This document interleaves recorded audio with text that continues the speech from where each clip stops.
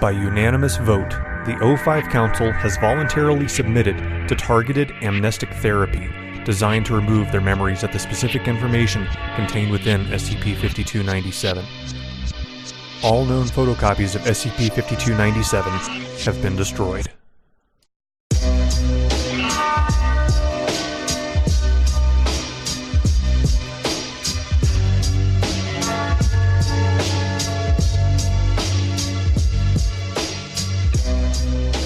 Welcome back. SCP Cafe Recap. 2019, Week 25. I'm your host, Blue Soul, SCP Wiki moderator, chat operator, subreddit moderator, author, loving husband, dog petter, Cologne aficionado, Tottenham Hotspur supporter. How you doing? It's a weird week, folks. It's a quiet week, and I believe it's because people are withholding the goods, because the collaboration contest starts very, very soon. You have only a few days left to join the contest, find you a partner, and pick 2 groups of interest and write 2 articles in which they collaborate. Make sense? If so, scp-wiki.net, right there front and center on the homepage, is a link to the collaboration contest where you should sign up and name your team. That's fun too. But in the meantime, yeah, it's been kind of a quiet week. I was a little nervous going into this because normally the past few weeks I've had somewhere between 15 and 19 different skips to look at and make my selections off of. This week, I only had 9. So that was the bad news. The good news is what we lacked in quantity, we made up for in quality this week. And I still have 5 that I want to talk about. Before I get into those 5, I want to give a special shout out, a little thank you to the listeners in Cyprus who routinely put SCP Cafe into the top 100 charts in both the arts and literature categories on Apple Podcasts. It's really cool. I get these little emails every day with how many plays the show's had that the previous day and where I'm charting, and Cyprus is always in that list. So really appreciate you guys and girls out there in Cyprus listening to SCP Cafe. I think that's pretty cool. Also hit another milestone this week on Spotify. For the first time, I had 1,000 plays in 7 days. It's a number I've been getting closer and closer to, and that's a new milestone. I think a significant part was played by the American Slacker podcast that I was on. I mentioned that last week, aspodcast.com, if you want to check it out and hear about an hour-long interview with the 2 hosts and myself, where we talk mostly about the Foundation and just a little bit about this show. I think that was the last little thing I needed to get me over that particular milestone. So 1,000 plays in a week. I think that's pretty cool. I don't know about you, but you know, that the sort of numbers kind of drive me to keep going and to keep growing the thing, because the first week I started, I think I had I don't know, like 40 plays, maybe not even that. I don't really remember. But we're growing. We're going in the right direction. And that said, a week out from CollabCon, we still have 5 good skips to talk about. One of them is an EX, which you may have figured out or assumed there was something going on, given that lead-in, because it is SCP-5297. That would be a Series 6 piece, which doesn't actually exist yet. We're not there quite yet. We will be soon. That's not a spoiler or anything. I'm just like, it's going to happen soon. We're running out of slots at an alarming rate. We did 4K Con about this time last year, and it's coming, I think. I don't know if CO's thinking about it, but I'm thinking about it. And boy, that's going to be just a bloodbath for SCP-5000. That's a cool sort of slot to be in. Anyway, we have 5 skips to talk about, and I don't have a whole lot else to discuss, so let's get into it. SCP-5297-EX. This is an untitled piece by Stark Moops. What's a moop? I don't know, you'd have to ask them. Why are the moops so stark? It is a mystery. Anyway, this piece has an object class of safe that struck through and explained, which you could probably assume. We also have an image of what the caption indicates is Judiciary Square in Washington, D.C. Now, I've read ahead on this and in the comments, and this image doesn't have actually much relevance to the work at all. So take it with a grain of salt, but it is presumably a picture of Judiciary Square. There's a subway station sign visible for the M line, but yeah, not really actually relevant to the work. We have two sets of containment procedures, archived procedures and updated ones. The archived ones say that the skip is to be kept at Site-01 under armed guard. O5 Council is to begin selecting researchers to investigate its potential anomalous properties as soon as possible. No copies are to be made of it. Access to any part of it may only be authorized by unanimous vote of the O5 Council, and historically how we've built them up, the O5s don't often agree unanimously on much of anything. So that's pretty telling that whatever this thing is, you need damn near a miracle to happen just to be able to access it. Additionally, this thing says that because of the sensitive nature of the contents of the skip, anybody who accesses it, reads it, or conducts experiments upon it are to be amnesticized following their contact with it, and this regulation extends to the O5 Council. So this is setting the piece. We're off on a high-stakes adventure here, basically, very early on. Our updated procedures after the fact, after we determined what was going on with it, indicated that following the successful conclusion of testing and contact with POI 5297, the item formerly designated SCP-5297-EX has been destroyed. Interesting. So this is one of those where just reading that, you may have it in your head already, like, well, is this explained? Is it neutralized? And the delineation isn't always clear, but and this may also be up to sort of your interpretation of what sort of takes precedence over what classification beats what, and you could argue that neutralized would be okay and put it in the main list, but putting it as an EX is an interesting sort of thing as well, and I don't mind it. And in this piece, to me, the designation does make perfect sense. So the archived description, I like that this is routinely referencing things in the past.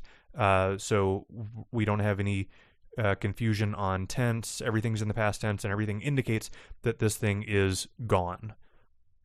So the skip is, or was, a 197-page document in English, double-spaced, printed in grayscale on low-quality, consumer-grade white paper. The skip is loosely held together by several binder clips. The front and back show substantial fraying and tearing consistent with a lack of care in storage and transport.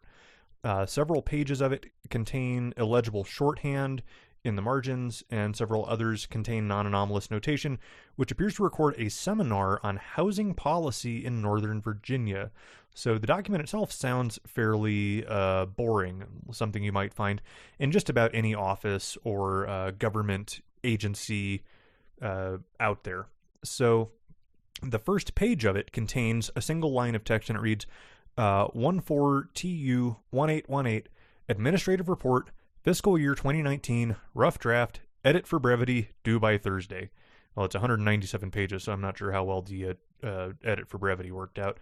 The top right corner of it contains a faded stamped emblem that reads Property of Fairfax, Virginia, Department of Foundations, Commission 5, and there's no other identifying information anywhere in the document. The skip was recovered by a Foundation agent in a multi-use office building near Judiciary Square. They found a rucksack containing this document under a table while ordering lunch at a pizza place in the office's food court. It had been apparently abandoned by accident. This agent took it upon themselves to inspect the contents in an attempt to find its owner. So opens the sack, and finds the skip and reads this document, contacted his superiors, surrendered the document, and underwent voluntary amnestization. When prompted for info about the skip, the agent simply and exclusively described the document as a report about the Foundation. There's our punch. And it's stood off on its own. It is its own paragraph, this single sentence, and I really like that stylistic choice for impact. So we go from that description into an update, and the update indicates that the agent's estimation of what the document is exactly right. Specifically, the skip is a detailed and comprehensive multi-section accounting of the Foundation's resources, practices, personnel, and containment procedures.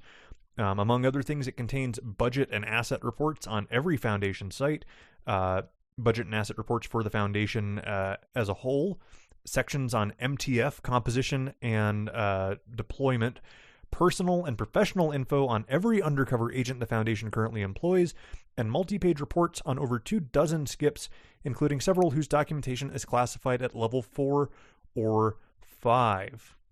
In addition to that, the most hazardous section of the report is labeled Appendix B Background Checks. This appendix contains the results of aggressive investigations into prominent Foundation officials, and this appendix also implies that the listed people are being checked because they're under consideration for, quote, promotion. This appendix lists 40 different people, including doctors, site administrators, department heads, and every sitting O5 council member. Much of the contents of this appendix would not be out of place in a standard personnel file, but it lists extremely sensitive private information as well. Sexual proclivities, childhood and adulthood traumas, familial conflicts, medical information, personal and professional indiscretions, ethical lapses, breaches of internal Foundation rules, undiscovered criminal conduct, data expunged, and data expunged. And almost all of this information was previously unknown to the Foundation. This is also stood off as its own paragraph. I really dig this, that this thing was found totally by sheer luck and is perhaps the most priceless document the Foundation has had in its possession with regards to itself, and additionally, potentially the most dangerous, just in terms of the potential for what it could do to the Foundation from within. And the result of this discovery, particularly this appendix, is that multiple parties engaged in a standoff which very nearly ended in violence, and the O5s have agreed they can't continue to maintain a functional working relationship amongst themselves, much less administer the Foundation, while possessing knowledge of these contents of this appendix.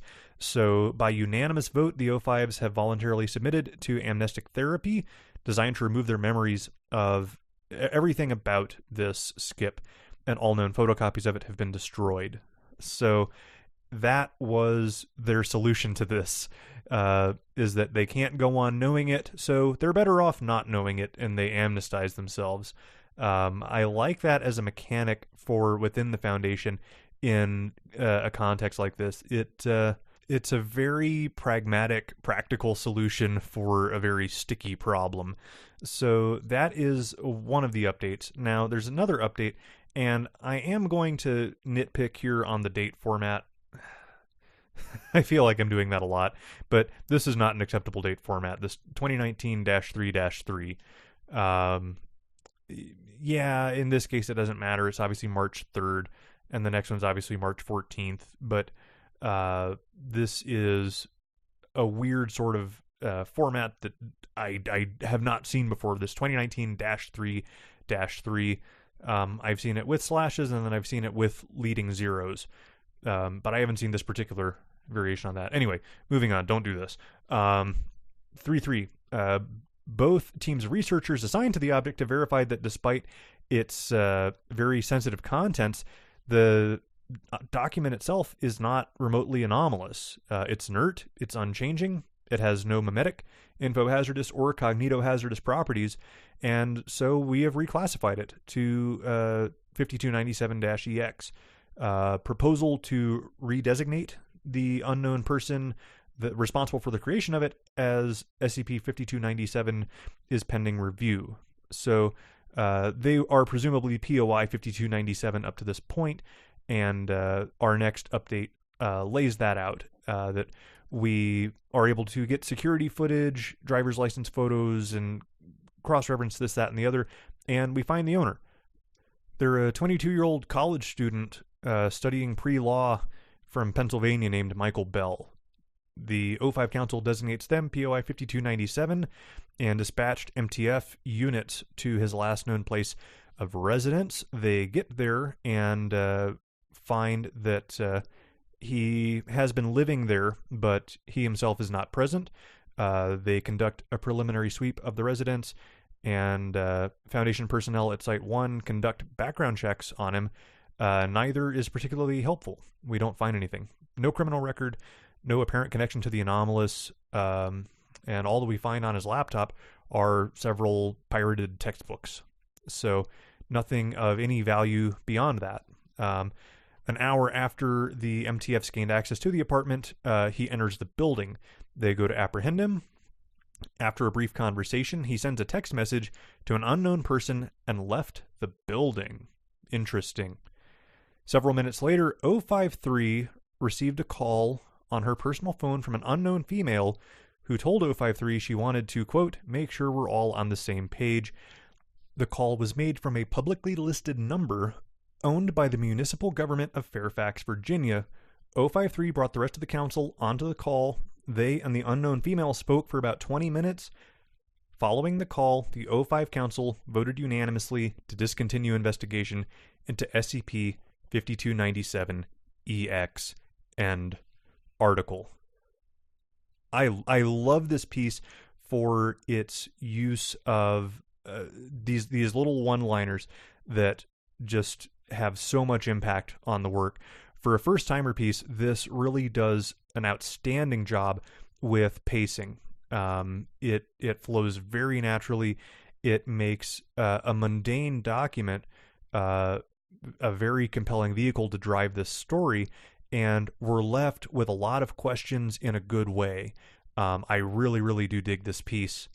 The two knocks I have on it are the date format, which I mentioned, and the picture is thoroughly out of place. You could get just about any stack of papers in a binder and use that. This sort of unrelated thing, this isn't the site that it was recovered from. It's simply a picture of the subway station nearby. It begs the question, who commissioned this document? We have this, Fairfax, Virginia Department of Foundations. They allegedly also were the outbound caller ID on the call, which can be spoofed, but let's assume the Foundation is smart enough to deal with that.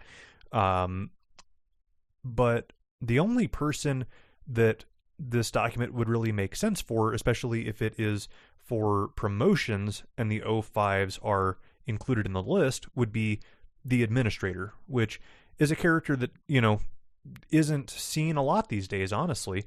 So if that is the implication, the fact that we still have this sort of unanswered questions of, okay, well, we would know who the administrator is, presumably, and it's not this pre-law 22-year-old, but this somewhat anonymous call that talks to the O5s, gets a conference call with all of them, and then they drop the investigation entirely. It's really interesting. Really like the story.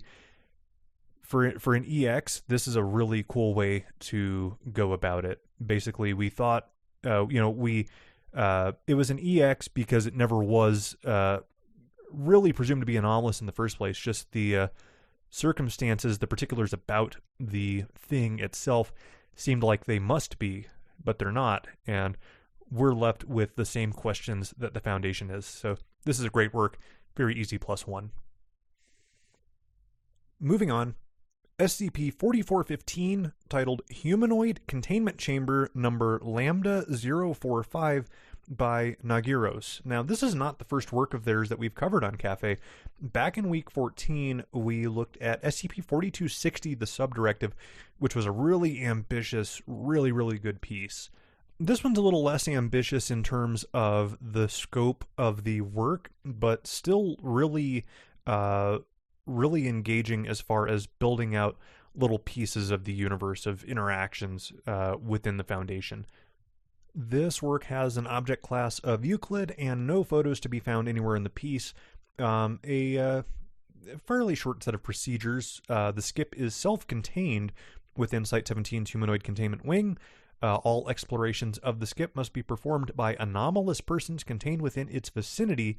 So as a result of this, there exists the possibility that anomalous people may become lost during an aborted exploration.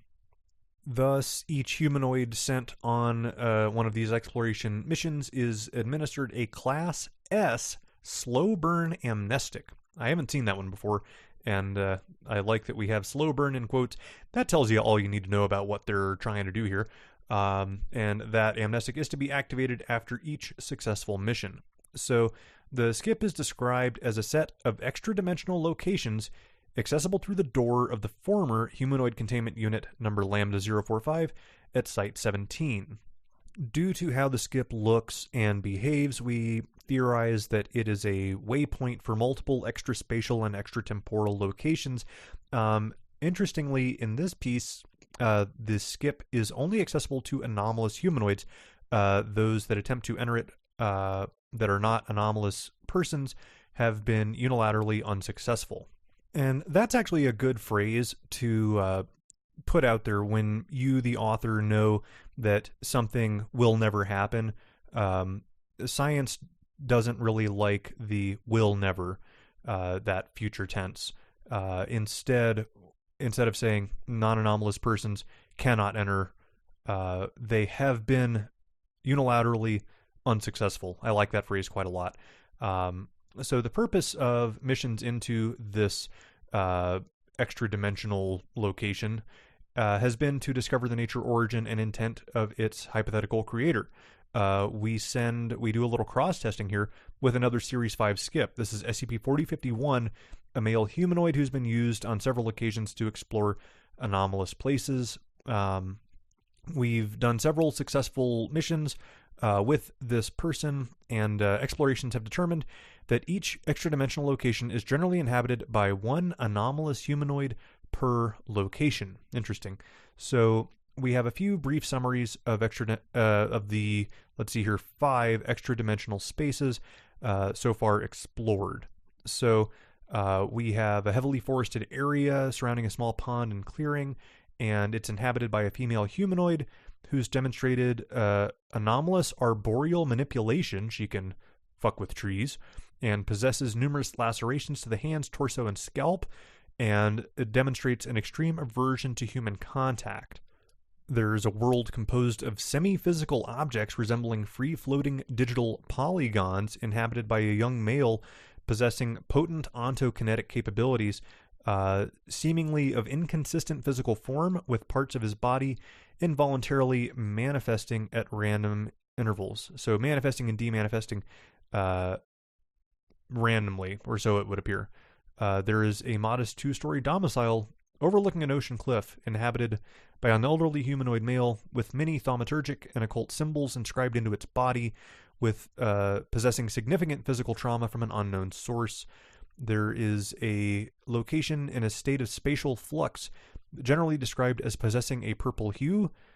Within it is an amorphous entity demonstrating metamorphic capabilities, oftentimes presenting as 2 female humanoids. The subject, and there's an parentheses S, we're not positive if it's 1 or 2 subjects, possessed mild clairvoyance but could rarely communicate intelligibly. And we also have a stone spire, inside of which is an unoccupied and unremarkable library with no inhabitants at all. So we go from this to what appear to be 3 collapsibles. Document 1, exploration of data of location 5, the last one, the library. and it reads site director eyes only, access denied. If you try to click on it, because it looks like a collapsible, nothing happens. Document 2, SCP-4415 inhabitants, site director eyes only, access denied. Same thing, click it, nothing happens. Document 3, rise a petition regarding 4415, site director eyes only, access denied. Same thing, click it, nothing happens. So below this, just a little ways, is a slowly glowing, blinking message saying access skipnet email 1 new message. You can click that, and that is a collapsible, and it is a document sent from a junior researcher to the site director, the one who has access to these other documents. The researcher has worked on this skip quite a lot and wanted to mention to the site director that it is interesting to them that the library has been presumably written by SCP-4415's creator, and that detail is omitted from the documentation, and that a transcript of a text retrieved from that library has been restricted to level 4 clearance. This junior researcher has saved a copy which they have attached below, and this is the bulk of the narrative of the piece, actually. Now, this piece, for it to fully make sense, makes use of some cross-linking to tales, and the first sentence in this document says that the old man stopped coming to see me after a while. This links to a tale called He Who Screws with Reality. This is actually by the same author. So they're trying to build sort of a coherent arc between a couple of different pieces at the same time. Now, a little further down, there's another link to APAS, Automated Passive Amnestization System. They're doing an interesting thing here in particularly dealing with reality benders, and what you can take away from reading He Who Screws with Reality and then coming back to this piece is that you can make the assumption that the inhabitant of this library was a Class 5 reality bender that basically struck a deal with the site overseer. The alternative to striking this deal is to be cast out into one of these extra-dimensional spaces. And you can also take away from the document that the first 4 people we ran into were reality benders that existed in this reality and were cast out into these alternate universes or extra dimensional spaces, and they live alone. So it lays out a little bit of backstory describing each of the people, and that this Dr. Graham, the site director now, is a bit ruthless. They're okay with killing a reality bender to see if they can grow drugs for amnestics using them if she's not able to do it herself.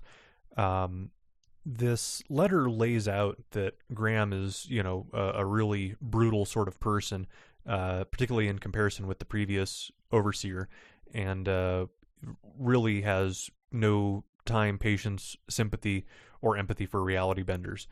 And what we have at the end of this that you can take away is that Graham has this person believes that they've all been terminated. They haven't been. They've been cast out into these other extra-dimensional spaces.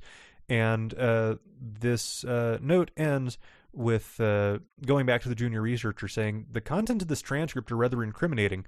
I've done a little digging on my own after working with 4051 on the 4415 project, and what concerns me is that of 15 attachments, only 1 is available to level 2 researchers. He's not a god, Graham. What's the Foundation trying to hide about him? Every document involving you seems to be contaminated by redactions, mimetic kill agents, and judging by Dr. Sumerian's note in SCP-4175's documentation, the Ethics Committee has begun to notice your methods, and they aren't pleased. She then threatens to do exactly that, send this transcript on to the Ethics Committee, and presumably this will lead to an investigation of their activities as site director. And, naturally I wouldn't do something like that without hearing from you first. What I need to know is if there's a rational, ethical explanation for what you've been doing. If you can give that explanation to me and I find it convincing, I'll hold off on drafting the petition to the committee. And there's a reply from Dr. Graham to this junior researcher. And it rambles a bit. It doesn't tell her anything she wouldn't already know. Do you know why the overseers are petrified by the thought of a lifted veil scenario? Why they spend several $1 million a year to fund amnestic production? It's because the public would crucify us if they discovered what we do here. And there's a few different things, like that we'd be in a lot of trouble if we found out, dissolving the foundation would be bad. And then it says, you'll notice my reply thus far has not been particularly convincing. I've not conjured up excuses for what I've done, or manifested directives from the overseers to pin the blame on them. This is because I do not care all that much about convincing you. As with the public and the Foundation, the true arbiter of ethics is the one with the bigger stick. My stick, in this case, is the latent mimetic agents scattered through this email and the Class A amnestics currently flooding your office space. Just let the induced paralysis run its course as the drugs take your mind away. I really did enjoy working with you on the SCP-4415 project, Natalie. I could see why Tanya fancied you so. Best wishes, Dr. Thomas Graham, Director of Site-17. End article. I've mentioned in the past how much I enjoy these internal conflicts, these internal things where we investigate Foundation ethics. And this is the sort of thing I could see happening all the time. People get put into positions of power that have no business being there and have the means to keep themselves in that position. This is a short, ugly piece on what a practical reality of the Foundation might actually be. For every time we say cold, not cruel, there is likely a couple of cruel people in positions of power at the Foundation. So, like I led this off with, it's not on its face as ambitious as 4260, but this is really intriguing and striking on its own merits. This is one of the more underrated skips I've seen in quite some time, given it's only at plus 15. And I don't know if it's because it hasn't had a lot of eyes. Well, let's see here. Let's look at the rating now. I think it just hasn't had a lot of eyes. There's actually only, let's see, 1, 2, 3, 4 downvotes to presumably 19 upvotes. So this has not had a lot of run yet, but I really like it. I don't think it's terribly hard to follow. The cross-linking is important to the work, I think. And that can be problematic. You don't have to read He Who Screws with Reality for this to make sense. It does benefit you greatly to do so. So I think that's fair. And that's kind of what I want to see. Reward the reader if they want to take the extra time and go down the rabbit hole and then come back. But it's still mostly coherent without either of these cross-links to their other works. Really good piece. Really enjoy these portrayals of a very gritty side of people in power. +1. Moving on. SCP-4279, A Toast to My Finished Thesis by Nameless Mediocre. Nameless Mediocre has been absolutely en fuego. They've had 4 skips in as many weeks. Their first 4, 3 of them have made it to these recap shows. The only one that didn't was the one I kind of helped with, so don't ask for my help, folks. No, that week was a bloodbath. It was really difficult for anything to get in. So we have an image of what looks like some robotics stuff being built in a big science building. It's big. It's great big. By the scale of a door over in the corner, this is a very large room and very tall. And white floors, dudes in lab gear, and I see some, looks like server racks. It's just a monstrous room. There's like, it looks like a 10-foot ladder that's quite small in the scale of this place. The caption reads SCP-4279 Reassembly Attempt 7, dated 2019 to 22. We have procedures that indicate that the skip is to be kept disassembled in an anomalous item storage vault at the High Energy Physics Lab of Site 33. Altering a component of the skip before assembly requires approval from Site Command. Testing of a reassembled skip must be conducted at an off-site explosives testing range and activated remotely. So we're a little nervous about this thing. All items produced by it are to be contained and disposed of in accordance to standard procedures for radioactive waste. That's not good. So the skip is described as a device separated into 7 components, marked 1 through 7 on attached documentation, with the following descriptions handwritten in Urdu, which is a Pakistani language. We have the power supply, the lead-ion collider, the recombination vessel Mark II post-iron metals, the element extruder Mark V, hydrogen through plutonium, the molecular assembler Mark III, Fizzier champagne, the output tray, and the command input. So when assembled, the skip uses electrical power to generate and assemble matter into theoretically any molecular or atomic form based on pre-programmed designs, the coding language of which has been reverse engineered by Foundation programmers.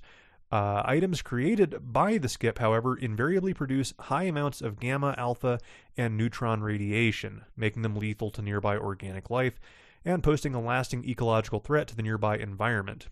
It's not good. I hate when that happens. Ongoing research of the skip's components have yet to identify which are responsible for the radioactive side effect. This skip is almost at risk of being too believable. Given the way that the story kind of plays out, there's not a ton of honest references to the anomalous part of it. That's interesting as a mechanic in pretty much any skip. It's not something you see terribly often, but it's something I think particularly people with a scientific mathematics sort of background are at risk of, and that is taking too much of the magic away. And I'm guilty of it myself. I've written myself into a corner with it. This isn't really in that vein, but it is something when you're writing to be on the lookout for. That am I going to too much trouble and going to such lengths to explain how the thing works that I've neatly written an EX because there's no actual magic, no ooga booga stuff actually going on with the thing itself. We don't actually explain how the thing works because we're still trying to figure out how the hell not to make it so radioactive. So whatever it's doing is anomalous because it's generating matter, but we don't know how, and there's not a ton of attention paid yet to the anomalous side because we can't seem to stop making radioactive things with it. We have a discovery log. We found this skip August 17th, 2017. Embedded agents in the Pakistani government alerted the Foundation of an anomalous radiological disaster at a facility owned by Khan Research Laboratories, and this is a weapons and high-energy physics lab administered by the Pakistani Armed Forces. MTF Beta 7 Maz Hatters is sent out. They dispatch a Curie-class drone remote-controlled via insulated wired connection. Upon measuring a constant radiation rate of 625 millisieverts per second at a distance of 1.4 kilometers from the source, that is enough to kill you from nearly a mile away in about 10 seconds. So that's a lot. This isn't like, oh well, it's just a little radiation. You'll be okay. No. And in fact, it goes on to say that the drone measured a radiation rate of 7,220 millisieverts per second at 30 meters before making visual contact. So that is enough to kill you within a second, almost certainly. The feed identified a single unopened bottle of champagne sitting on the output tray of 4279 as the source. So all of this radiation is coming off of a bottle of champagne. It is surrounded by multiple cadavers dressed in military uniform, one of which is in a lab coat with a patch bearing the words Dr. Tanzil Bakri, Research Lead, and the bottle was contained within a concrete container with a lead boron lining by remote controlled drone. So we got the bottle contained so we could get in without frying anybody. I don't know a ton about the sort of knock-on effects of having the entire area irradiated, presumably for quite some time before we go in, but, you know, it seems to be okay because we got the thing pulled out and disassembled, and now it's back within our control. And we have a second addendum here, and it's a log of created items given the command input. So we have onboard history, and this sort of tells the actual story here. And the dates in here range. They start in April 2nd, 2016. The program name is Water, and the output was it was 160 grams of gaseous oxygen and 20 grams of gaseous hydrogen. So not quite. We ask for rice. The program name is Rice, I should say, but I'm probably going to say that we ask for it because asking isn't always getting. What we got instead was a kilogram of rice starch. We write a program called chickpeas, and we got 50 grams of pureed chickpeas. And by November of the same year, full 7 months later, we ask for water. We get 160 grams of liquid water. The month passes. We ask for rice. We get a kilogram of whole rice. We ask for a cup of water, and we get 160 grams of liquid water in a 200 milliliter plastic cup. So the next day, a bottle of champagne, and we get a bottle of 500 ml bottle of champagne. We also get a large bottle of champagne, and we get a 1 liter bottle. Same day, untitled 2017-03-01, 1 latex condom. On the next day, I have a 500 gram bar of dark chocolate. And a month later, the program's called I Don't Have to Wait. And it's a golden replica of the Nobel Prize in Physics, dated 2017. So, and, you know, that might be a fair assessment. This could be one of the most significant achievements in the history of mankind, this machine. So, we have one that says helium-3. We get 3 kilograms of helium-3 in a 500 ml steel canister. We then have one about a month later, 20 100 milligram pills of sertraline from an untitled program. Sertraline is marketed in the U.S. under the name of Zoloft. It's an antidepressant. Same day, a bottle of scotch. And 2 weeks later, for the historians, it's a golden bust of Dr. Bakri. And the next day, better idea, a platinum bust of Dr. Bakri. July 15th, untitled program. It is a 200 milligram dose of mifepristone, which is an abortifacient, which is a pill, I believe. This is used to terminate an unexpected pregnancy. July 28th, a program, also untitled. It's a wooden placard reading, "You still helped the world." And then we run an old program, the 500 gram bar of chocolate, bottle of scotch on the same night.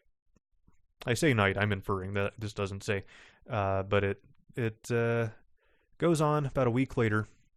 1 500 gram container of concealer makeup. 10 days pass. The program's called Something Nice for the Generals. 1 silk dress interlaced with diamonds. Same day, a bottle of champagne. On 8/17, a bottle of champagne. This is a 500 ml bottle of champagne made entirely from unstable isotopes.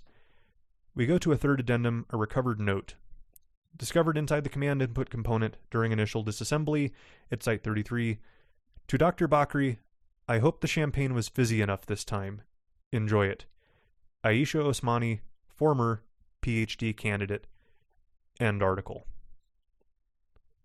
So this is a trope that I see with a good amount of regularity, where we have the story being told through a table, and these are tricky, to say the least. A lot of them are a little too heavy-handed, and you kind of sort of roll your eyes when you see them.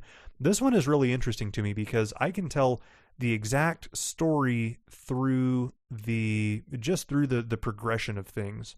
I'm gonna headcanon / give my best interpretation of how this played out, the actual story of the creation of this thing, of this wonderful machine. The initial programs aren't great. They get better with more time, presumably some upgraded parts, given that we've got Mark II, Mark III, Mark IV. We create a cup of water. Like, we did it. We got fucking water. We asked for a cup. We got a cup. We can create anything. So, created some bottles of champagne, and one thing led to another. We asked for a condom and a bar of chocolate for the next day.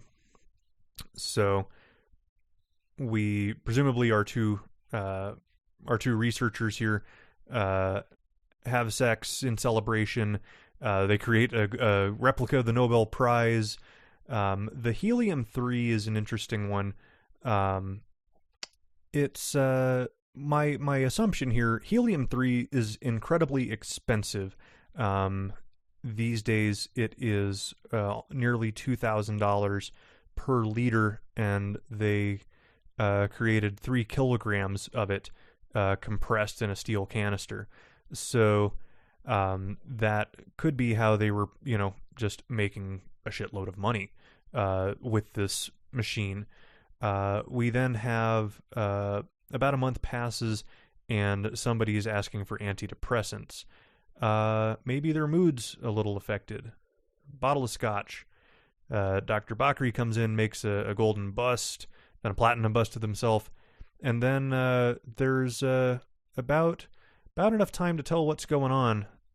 We had March 1st, now it's April 15th, and July 15th, and there is a program for an abortion pill, essentially.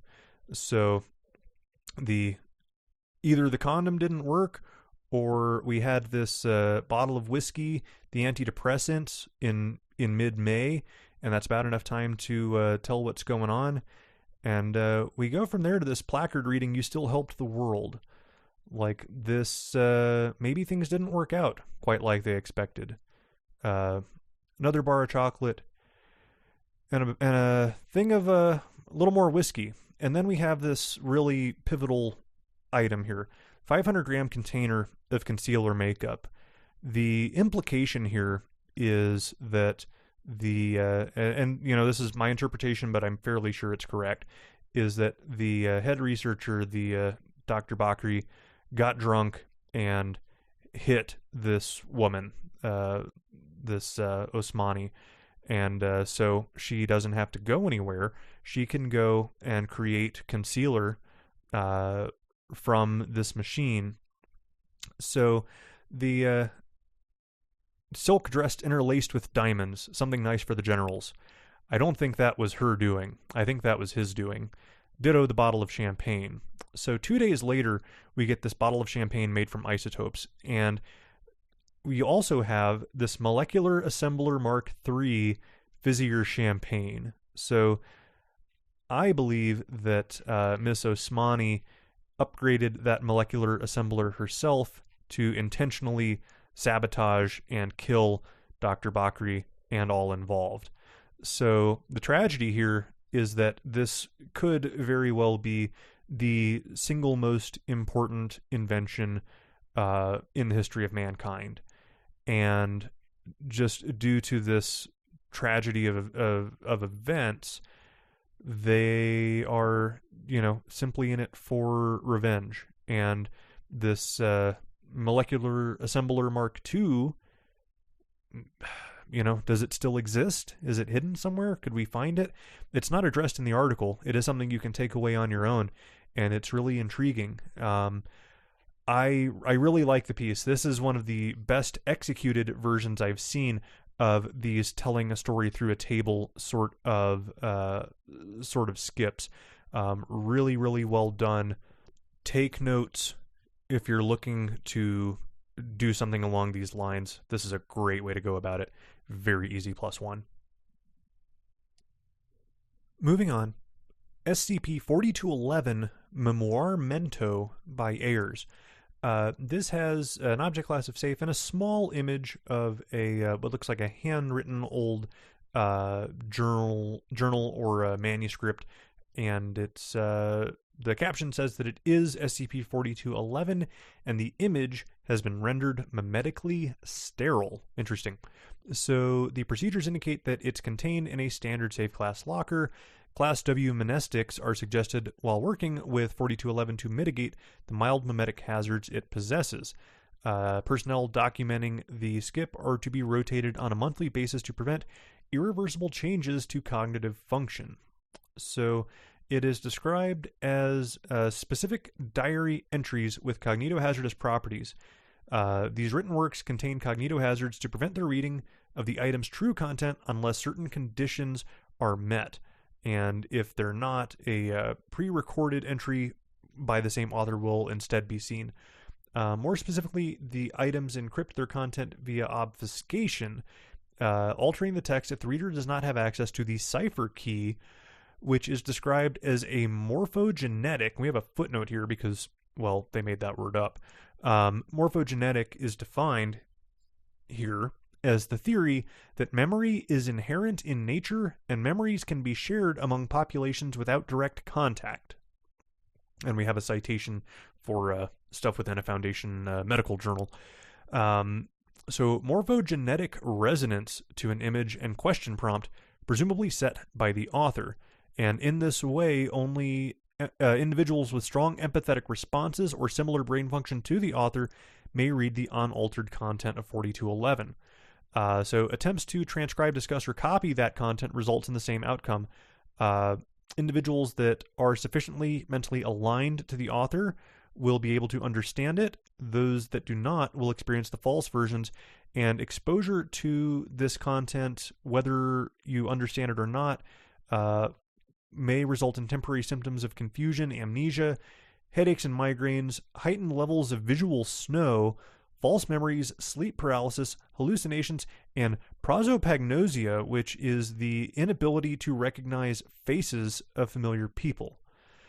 So the diary in question was found in the possession of a POI, Augustus Ehrlich Sr. It's assumed that it was purchased from a third party.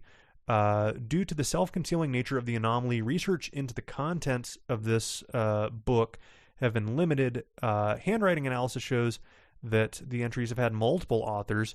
Meta-analysis shows recurring mentions of family members drowning, even if the individuals have no such history. So the prosopagnosia combined with that little recurring mentions of family members drowning, you might know where we're going with this or have a clue that we're dealing with the class of 76, and you would be right. So here's the gimmick. It's a set of transcripts. There are 4 transcripts, and you click each one. It says transcript access, and at the top it says cognitohazardous material warning, mental alignment to factor, cognitohazard intercepted, required. Please answer the following question honestly. And there's a picture, and there's basically 3 check boxes for each one, and it asks you a question. Depending on which one you click, you get slightly different text in response. This is really, really cool. This is something I've not seen in a single page like we're doing here. They're not totally different story. It's not a true like choose your own adventure thing, but like there's an image of a sepia toned tree in front and center of the piece, and there's a field behind it, and sort of, sepia. You can't tell what the sky looks like, and it says what stands out to you the most: the tree, the field, or the sky. Whichever one you click, it tells you mental alignment is sufficient, and it goes into diary entries. And this is what keeps happening over these transcripts. So the contents of each of these entries are sufficiently long that we're getting into long boy of the week territory, so I'm not going to really go into them. But I do suggest you go into each of them because they do tell a story, and the story is coherent no matter what combination of choices you take. It involves something or someone uh, altering memories from the writer of the diary. So uh, here's the main reason why I picked this, and I mentioned it at the time of in technical chat. We have our footnote block, and we have the bottom of the page here, and I saw it, and I see rate, and in parentheses where we normally have our rating, 20i plus 37, and then discuss in parentheses 1.6 e to the power of negative 35. And at this point, I shot a message to Dr. Magnus saying, hey, people aren't allowed to screw with the rating, are they? Like, did we grant an exception for this? I didn't think, we ever did that. And then I said, oh, wait a second. Whatever they did to screw with this rating block, it doesn't work. I can't even click it. So, I click it and I don't get my little rating box. And then I hit discuss, and that doesn't work either. Well, god damn it, this whole thing is all jacked up. So I go to click options to pull up the page source, and that doesn't work either. And then I realize as I look up, right above options, it says, don't you remember? And there's a question mark. And then you see page revision 1, last edited 10 October 1976, The Lake. I got by this thing. This is a really, really well done mock footer like we use in the wiki. I got thoroughly got by this thing. So I will freely admit. So I told Magnus, I'm like, you know what? When you do such a convincing job that the first reaction is to check with the tech boss over whether that is kosher or not, I kind of have to include you. But I probably would have included this anyway for the the set of checkboxes unlocking slightly different stories. Between the two, this was really ambitious in a technical level. And below this mock footer, there's quite a bit of blank space, and then a thing that says access transcript. This is we have an image, and it's a woman with her eyes covered with a black box, and it says, do you remember what she did? These checkboxes are all checked. It says, of course, that's checked. I owe her, that's checked. Everything, that's checked. Below that, it says, she's calling for you even now. And this piece ends very much in true class of 76 fashion, and we end the article here. So whether you're going to enjoy this skip or not will come down very heavily on whether you like the class of 76 and the universe that's been sort of constructed there. But the ambition and the lengths that Ayers went to here to push the envelope on a technical level is something I really, really did enjoy. For me, that's my +1 on this comes from that technical side of it. Class of 76 as a whole, I can kind of take or leave, but this is a worthy addition to it, and overall an outstanding accomplishment. So very easy, very hearty +1 from me. Now, last but not least, SCP-4489, titled Apologies by DJ Cactus. We have the, by order of the Overseer Council, this is level 2 classified, and we have an object class of safe and an image of what looks to be a wood carving, a painted wood carving sculpture of an old-timey hobo, red nose, big, dark goatee, and little bowler hat, And the procedures indicate that this skip, which is this wood carving, because that's what the caption tells us, it's contained within a low security item locker at Site 81, and it's described basically as I just described it. Individuals exposed to it in close proximity will gradually begin to express feelings of guilt, often as a result of minor or non-existent slights that they feel have somehow inflicted that they've inflicted on those around them. So right here, this was something that is a bit of a reward to serial, like, hardcore readers of the site, because this is sort of a reimagining of a fairly notorious ARC piece, SCP-089-ARC, which is probably these days around -300, that has a wooden sculpture of a hobo that induces guilt into those around them, that 053 will keep in his room and use it to his advantage when he's yelling at people in his famous speeches. So this is sort of a reimagining of that, because that was, and you know what, I'm going to go against the grain. I'm going to go against -300. How about that? I actually like 089 ARC. I don't think there's anything wrong with it, and I could totally see an 05 not respecting the rules and keeping their own personal anomaly for their own gain. So that's my soapbox, and we'll get back to this one now. Prolonged exposure to 4489 will lead to such inflated feelings of guilt and regret, the subject becomes inconsolable or otherwise impossible to interact with until the skip is removed from their presence. And subjects typically return to a baseline behavior after it's been removed, sort of in a linear, depending on how long they were exposed. It takes, a little longer to get back to normal. So we have a test log, and that's the rest of this piece is test logs. Our first test, they go in, sit with the sculpture for 5 minutes, this D class, and 5 minutes later they go out. They apologize for being such a boring test subject. For our next one, the D class goes in for 20 minutes, and after being removed from the chamber, she weeps openly upon extraction, stating that she didn't mean to breathe so much in there, but it just couldn't be helped. So a third D class goes in for an hour, and they have to be physically removed. They're inconsolable for several hours afterwards. We finally get him to calm down, and he apologizes profusely for having to pee so bad.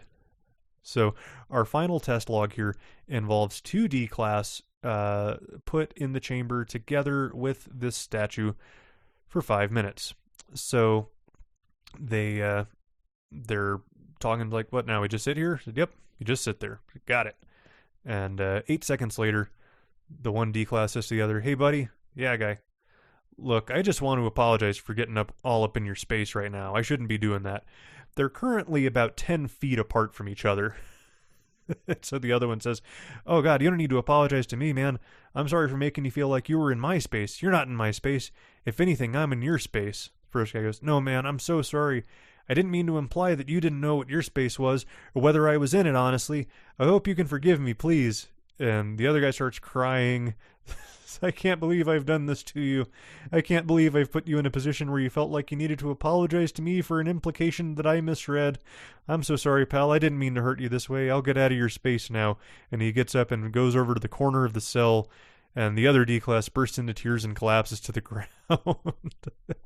I really like this piece. Cactus thought I was going to go, like I was going to rip this thing a new asshole. But I really love this because the dialogue in here. I mean, this is, I can almost always pick out one of Cactus's pieces because the dialogue is some of the most natural on the site. It is always entertaining, and it tells the story in a simple way. So you can kind of assume how the rest of this is going to go. It sort of progresses and intensifies, and the one apologizes because he couldn't hear the other over the sound of his own distracting sobbing. This goes into no, I'm sorry for inconveniencing you by not properly shouting. And the other one goes, I'm sorry, my ears are so dysfunctional. And then this is my favorite line in this piece. I'm sorry, my inadequacies have put this ear doubt upon you. Your ears are fine, and I am at fault for being such an obnoxious, inarticulate buffoon. So it ends with, my entire life exists only to be a mockery of a just existence. And there's inconsolable sobbing. After an additional 2 minutes of the 2D class screaming apologies into the corners of the testing chamber at each other, they're both removed. The skip is returned to storage. End log. End article. So, yeah, I told Cactus I was gonna look at this one, and he's like, go easy on me. Like, I enjoy it, because there's a couple things I want to talk about. Outside of, we're not putting a man on the moon with this skip. They don't all have to be that way. You can have an entertaining premise. It doesn't have to be all that involved. Say what you want to say, and don't worry too much about over engineering the thing. Don't and this is not to Cactus, by the way. This is something that he knows quite well. This is just me sort of soapboxing to the readers and aspiring writers that want to do this stuff. When you start trying to sort of overthink, and you fall into this trap of, I need to make my work look more like a Series 5 piece. Well, yes and no. There are definitely things you do need to do as far as getting the tone right, getting the order of things correct. Mechanically it all needs to be there, but thematically, from a storytelling, from a narrative perspective, don't feel like you're obligated to follow the pattern that you see the really high rated stuff do, particularly if the premise isn't all that deep. If you can, and you can, work it to your advantage to build the thing up, great.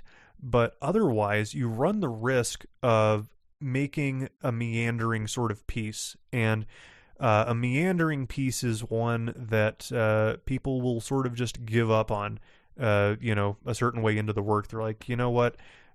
This entire section, this whole addendum didn't need to be here. It didn't really advance the story, or we spent so much time adding some minor detail that my net enjoyment of the piece actually goes down.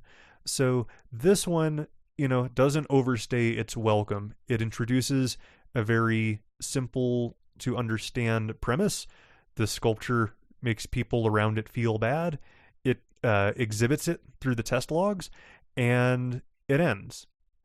That's all you got to do. This thing's at plus 67 right now as an outstanding example of simple storytelling still being just fine on this wiki.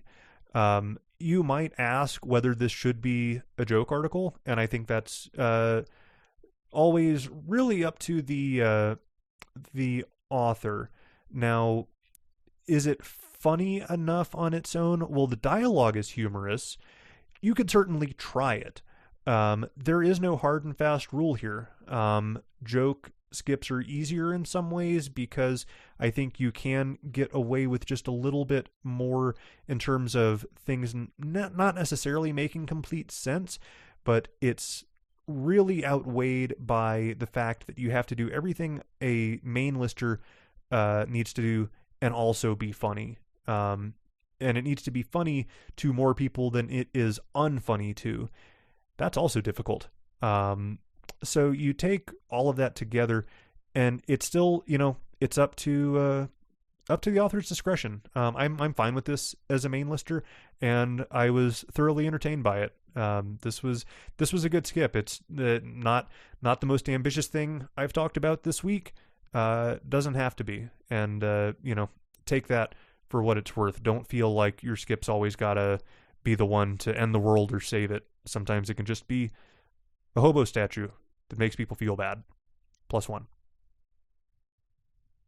Now, before we get on out of here, I have some mailbag questions. They're pretty good. AIS Mallard asks, skips are very flexible format-wise, but have a basic structure that can help shape your thinking about it. Tales, on the other hand, are very freeform. What would you recommend to help structure one's ideas when trying to come up with a draft?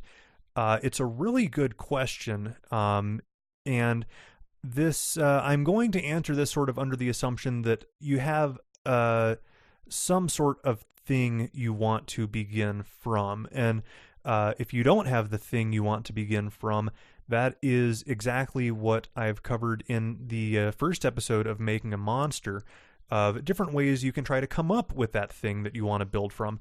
Now, personally, this is something that I think everybody is going to ultimately have their own way that feels most natural and gets the creative process flowing in a way that's best for them. What will happen for me is that what will normally happen is I'll work from sort of a top-down perspective. I'll get started. I'll write the procedures to sort of best indicate where I think I'm going to go with it. And in the writing, sometimes I can unlock better ideas through just diving in, because you have to answer so many questions as you go, that sometimes you have that moment of, oh wait, I could do this instead, and that might be more interesting. One thing that I have done, and that I'm sort of exploring, that will be in episode 2 of Making a Monster, is mind mapping. It's taking one concept or taking one core piece and going outwards from that to all the little things that are related to it, and then going outwards from there. So the thing that I picked for episode 1 that I wanted to really hammer on and try and make a work centered around is the feeling of hopelessness.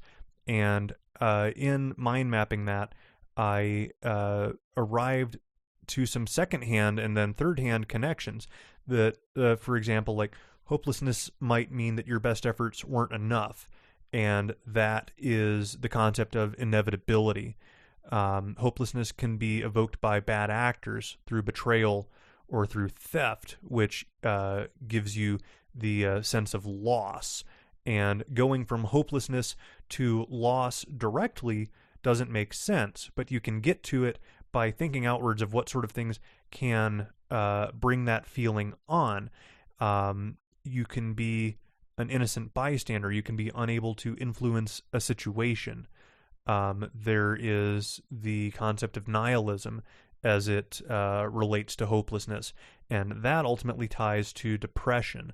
So you can work on, a single word prompt and just sort of, think, what does that mean? And come at it from different angles. And from there, I think you have new ways to maybe approach it, or it'll get you to concepts you wouldn't have gotten to just by sort of sitting there staring at that one word. Work your way out, and you can hit on potentially more intriguing topics that hopelessness directly wouldn't give me anything about a sense of loss, but through this concept of hopelessness can be evoked by bad actors through theft, leading to loss. That might be a whole chain of a whole sequence that I may want to explore and make part of a main list entry. I may not, but it's the sort of way that that you can answer your own questions on what you want to get out of a piece. The other thing I would suggest is don't throw anything out. Don't, if you have an idea and you're not sure if you're going to use it or not, write it down anyway. And if you had an idea and you think there's a better one out there, don't overwrite the shit you already had. Keep it somewhere where you can go reference it later, because you may, even if it doesn't get used in this instance, you may have a good idea in there, a nugget of something that you can still reuse, that you can bring out the best potential out of it in a different work down the road. So, we're not going to run out of space on the sandboxes anytime soon. There's really no good reason to ever delete your own ideas, delete those concepts. I've got stuff in my sandbox, little one-line prompts from 7 years ago. And will I do something with them? I don't know. One day, it's entirely possible it will just hit me like, oh shit, I could do that with that thing. And that could be really compelling, and that could be a really great piece. And then you're off to the races. But if I'm not going to remember that shit I wrote 7 years ago, don't ever let that stuff go. I mean, I'm kind of a notorious digital hoarder in the first place, so it's not a huge surprise to hear that coming from me. Don't delete anything. But in these ideas of building things, building fiction, or telling stories, I think it's really, really useful to never let that stuff go. It's a similar concept to if you're telling a story by being like a dungeon master.